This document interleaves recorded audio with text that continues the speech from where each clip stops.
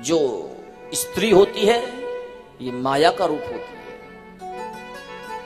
और संत को कभी माया के चक्कर में नहीं पड़ना चाहिए। जो संत यदि माया के चक्कर में पड़ गए, वो संत अपनी साधना को परिपूर्ण नहीं कर सकते। चलता फिरता साधु, बहती हुई नदी, ये दोनों हमेशा पवित्र होते हैं।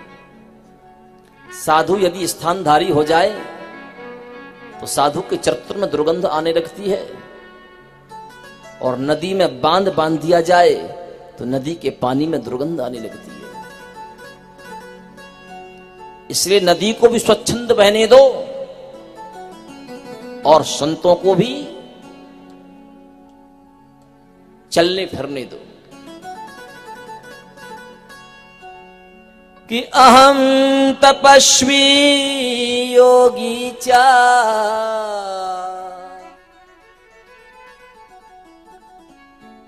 निर्लिप्तो मायया सदा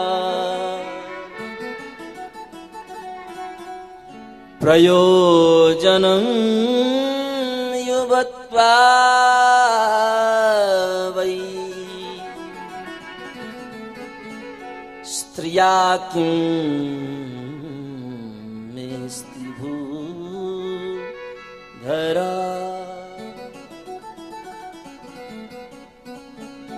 हे हिमालय, तुम अपनी बेटी को यहां से वापस लेकर के जाओ। हम माया के जाल में नहीं फंसना चाहिए।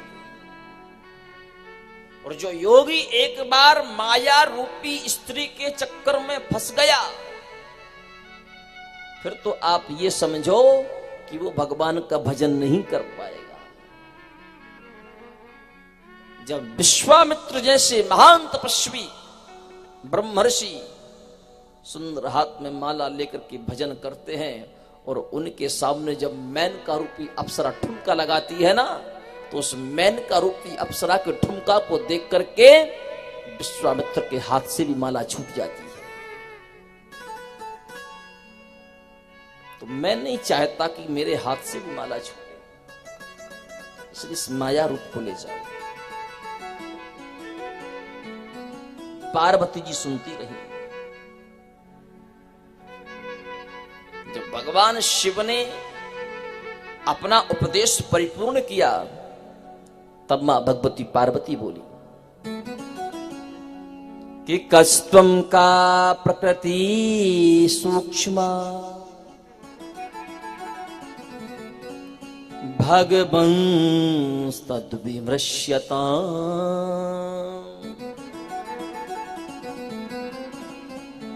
बिना प्रकृत्या च कथं लिंग रूपी महेश्वरा।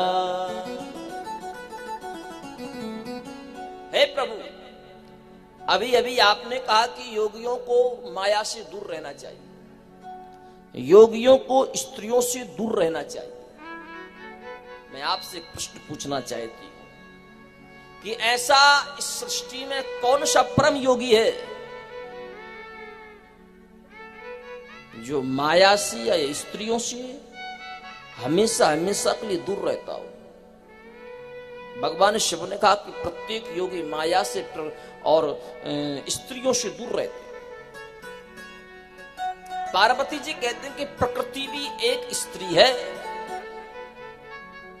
और इस संपूर्ण ब्रह्मांड में जितनी भी जीवात्माएं हैं, इन सभी जीवात्माओं का प्रकृति रूपी माया से, प्रकृति रूपी स्त्री से संबंध है। क्योंकि प्रकृति कितने प्रकार की होती है? प्रकृति 8 प्रकार की होती है। गीता जी में लिखा है कि भूमिरापो नलो वायु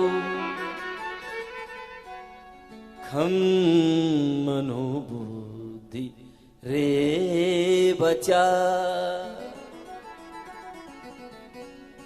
अहंकार इतियम में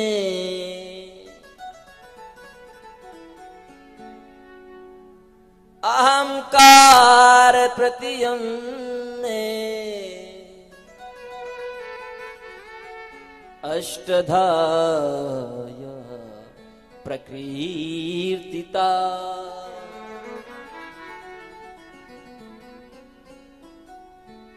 भूमि, पृथ्वी, अग्नि, वायु, मन, अहंकार, ये सब प्रकृति है और ये सब स्त्रियां हैं। आज तक इनसे दूर कौन हो पाया है? कोई बुद्धि के बस में है तो कोई मन के बस में है, कोई भूमि के बस में है तो कोई वायु के बस में है।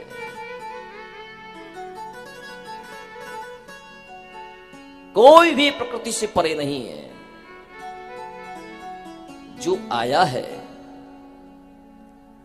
उसे प्रकृति के बस में रहना है। भगवान शिव कहते हैं कि हम प्रकृति के बस में नहीं हैं, वस्तुतः प्रकृति हमारे बस में है। जीवात्मा में और परमात्मा में अंतर क्या है? प्रकृति के जो वश में हो